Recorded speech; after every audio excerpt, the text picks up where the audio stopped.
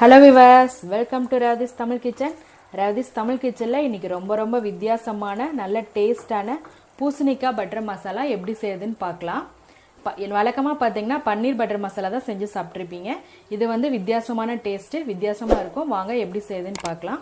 வீடியோக்குள்ள போறதுக்கு முன்னாடி இதுவரைக்கும் Revathis Tamil Kitchen சேனலை சப்ஸ்கிரைப் பண்ணாதவங்க சப்ஸ்கிரைப் பண்ணிக்கோங்க. மறக்காம பக்கத்துல இருக்க பெல் பட்டனை கிளிக் பண்ணிக்கோங்க. பூசணிக்காய் பட்டர் மசாலா செய்ய வாணல்ல ஒரு 2 ஸ்பூன் எண்ணெய் ஊற்றிக்கோங்க. எண்ணெய் காஞ்சதும் 3 பெரிய வெங்காயம் நீளமாக கட் பண்ணி வச்சுருக்கேன். இப்போ அதை சேர்க்குறேன். 2 பச்சை மிளகாய் சேர்த்துக்கோங்க. இப்போ வெங்காயம் நல்லா வதங்கட்டும். வெங்காயம் வதங்கின பிறகு 5 பல்லு பூண்டு, சின்னதாக ஒரு துண்டு இஞ்சி சேர்த்துக்கோங்க. கூடவே 10 to 15 முந்திரி சேர்க்குறேன்.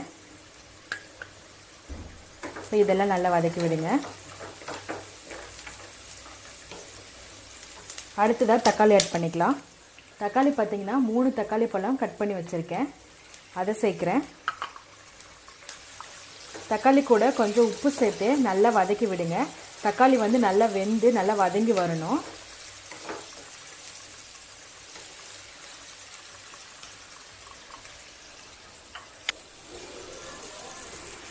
தக்காளி நல்லா வதங்கிடுச்சு. இப்போ அடுப்பை ஆஃப் பண்ணிவிட்டு இதை ஆற வச்சு மிக்சியில் சேர்த்து பேஸ்ட்டாக அரைச்சி எடுத்துடலாம். பூசணிக்காய் பட்டர் மசாலா செய்ய பேன் ஹீட் பண்ணிக்கோங்க. ஹீட் ஆன பிறகு பட்டர் பார்த்திங்கன்னா ஒரு 3 ஸ்பூன் அளவு எடுத்திருக்கேன். அதை சேர்க்குறேன். பட்டர் நல்லா மெல்ட் ஆகட்டும். அடுத்ததாக ஒரு 1/4 டீஸ்பூன் அளவு மஞ்சள்தூள், மிளகாய்த்தூள் வந்து 1 டீஸ்பூன் அளவு எடுத்திருக்கேன். இப்போ அதை சேர்க்குறேன். சேர்த்து நல்லா மிக்ஸ் பண்ணி விடுங்க. மிக்ஸ் பண்ணி விட்டு நம்ம அரைச்சி வச்சுருக்க மசாலாவை ஆட் பண்ணிக்கலாம்.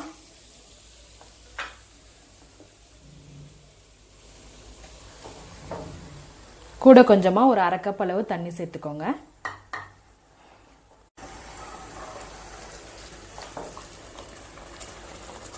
சேர்த்து நல்லா மிக்ஸ் பண்ணி விடுங்க. நம்ம தக்காளி வதங்கும் போது உப்பு சேர்த்துருக்கோம்.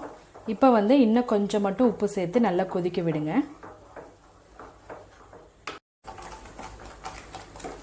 பன்னீர் போட்டு செய்கிற மாதிரி இருந்தால் நமக்கு இந்த கெட்டி பதமே போதும்.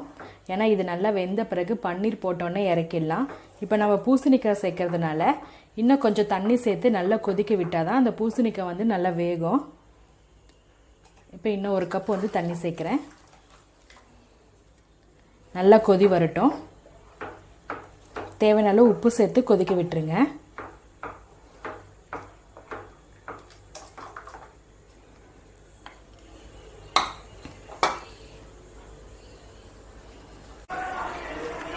குழம்பு வந்து 5 நிமிஷம் நல்லா கொதி வந்துருச்சு. இப்போ கரம் மசாலா வந்து 1 டீஸ்பூன் ஆட் பண்ணிக்கலாம்.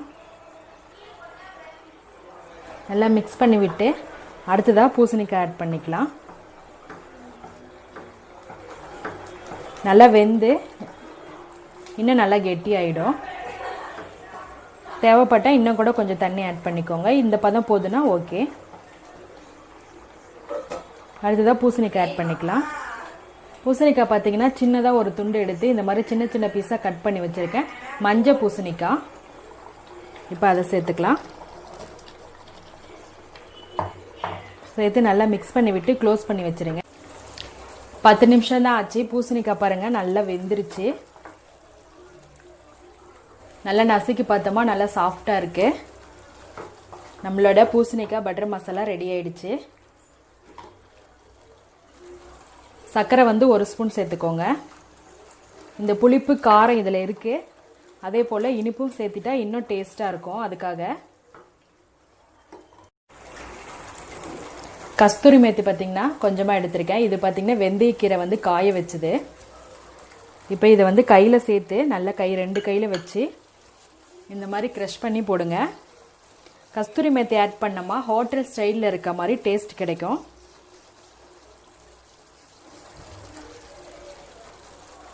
வாசமும் நல்லா வரும். நல்லா மிக்ஸ் பண்ணி விட்டு அடுப்பை ஆஃப் பண்ணிவிடுங்க. சுவையான பூசணிக்காய் பட்டர் மசாலா ரெடி ஆயிடுச்சு. ரொம்ப டேஸ்டான வித்தியாசமான பூசணிக்காய் பட்டர் மசாலா ரெடி பண்ணிட்டோம். டேஸ்ட்டும் செம்மையாக இருக்கும். இது வந்து பார்த்திங்கன்னா நான், ரொட்டி, சப்பாத்தி இதுக்கெல்லாம் செம்மையாக இருக்கும். நீங்களும் இதே போல் வீட்டில் ஒரு பூசணிக்காய் பட்டர் மசாலா செஞ்சு பாருங்கள். எங்கள் சேனலை சப்ஸ்கிரைப் பண்ணுங்கள். மறக்காமல் பக்கத்தில் இருக்க பெல் பட்டனை கிளிக் பண்ணிக்கோங்க. இந்த வீடியோ உங்களுக்கு பிடிச்சிருந்தா லைக் பண்ணுங்கள், ஷேர் பண்ணுங்கள், கமெண்ட் பண்ணுங்கள். ரேவதிஸ் தமிழ் கிச்சன் பார்க்குற எல்லாருக்கும் ரொம்ப நன்றி.